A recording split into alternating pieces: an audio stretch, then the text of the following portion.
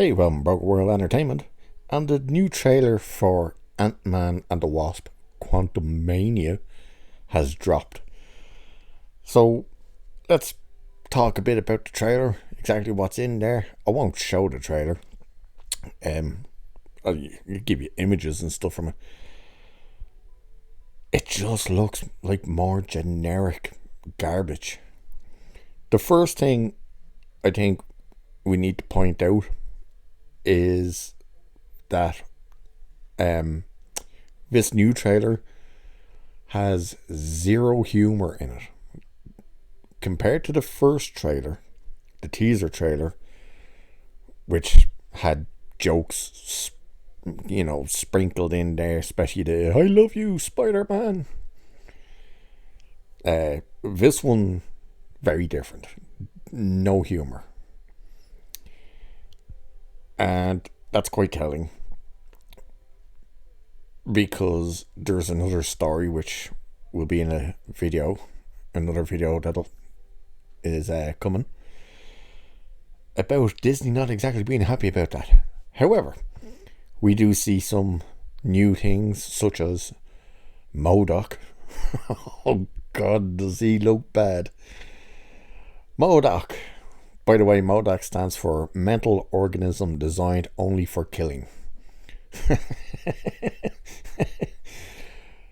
But it's literally Corey, is it Stahl's? Corey Stahl's face, which is just a human face, and that's not what MODOK looks like at all. To start with, MODOK doesn't have eyeballs. He has white eyes, and he looks a bit more alien or even mutant. They just got Corey Stahl's face and stretched it. Anyone wondering, by the way, who the hell Corey Stahl's is? Corey Stahl's was the guy who played Yellow Jacket in the first Ant-Man. That's right. He was the main villain in the first Ant-Man movie. But of course, we get Kang. And this time round, it seems Kang is going to make a deal with Scott Lang, Ant-Man, because Scott Lang seems to all of a sudden have the Tony Stark arc from Endgame, which was he basically wants to do everything for his daughter. In this case, he wants more time with his daughter, even though he's not dying, nor is she, and they are already together. Right. What a weird premise it seems to be. It's such a strange premise. He seems to want back to 5 years, and that's all it was 5 years. Not that that's a short time, but it was a mere 5 years, and he wants it back, even though they're together. There's nothing wrong with either one of them, and he's going to jeopardize everything and everyone for those 5 years back. Wish I could get some time back after watching these Marvel movies. Phase 4 Marvel movies. All the rest of them are fine. Well, bar Captain Marvel. But he makes the deal. And of course, Michelle Pfeiffer's character, the original Wasp, says you can't trust him. He's not to be trusted. He will shatter time and all this type of stuff. Which is interesting, because clearly put that, what she says in this trailer, along with what she said in the first trailer, which was basically you don't know what's down there, just really paints the picture of, and why did you not tell anyone this dude who could do this type of stuff was down there? It seems like something you might bring up, especially after Thanos. But alas, she doesn't. And by the looks of it, they're kind of going to change it to where it's all going to be basically Scott's fault, because he's making the deal and he's going to do it. We see that there's multiple Scott Langs.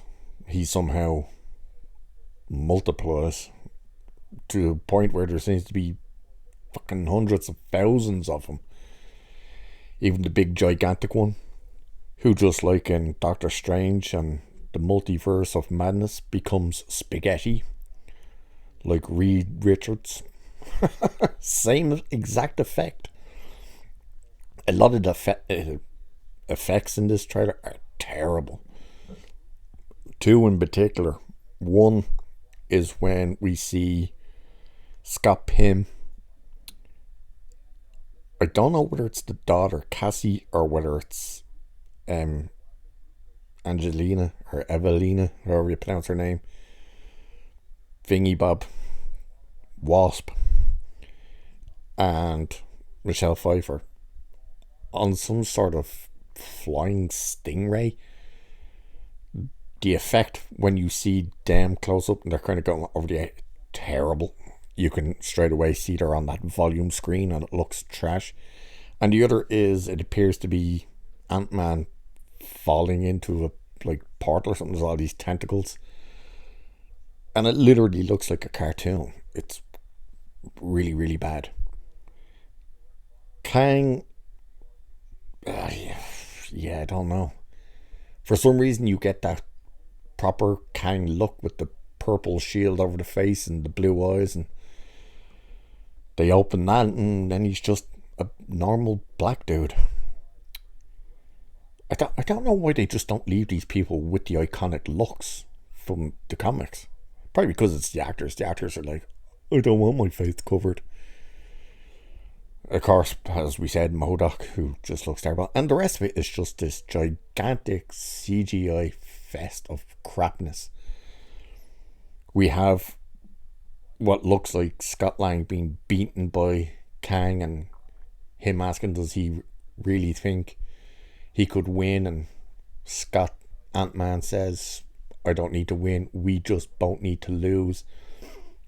The only thing is, and there's a lot of speculation that they're going to kill Ant-Man. My guess is they're going to kill Michael Douglas, Scott Pym, who, by the way, once again in the second trailer doesn't utter a single line. He didn't speak in the first trailer, and he doesn't speak again in this trailer. But by the looks of it, now that they've shown that there's like hundreds of thousands of Ant-Man, there's a good possibility that the Ant-Man that sacrifices himself isn't the actual Ant-Man. Or I should say, not our Ant-Man.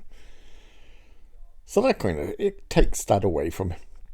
And of course we see that the men seem to be manzels in distress, as Scott Pym is being led around. It is Scott Pym, isn't it?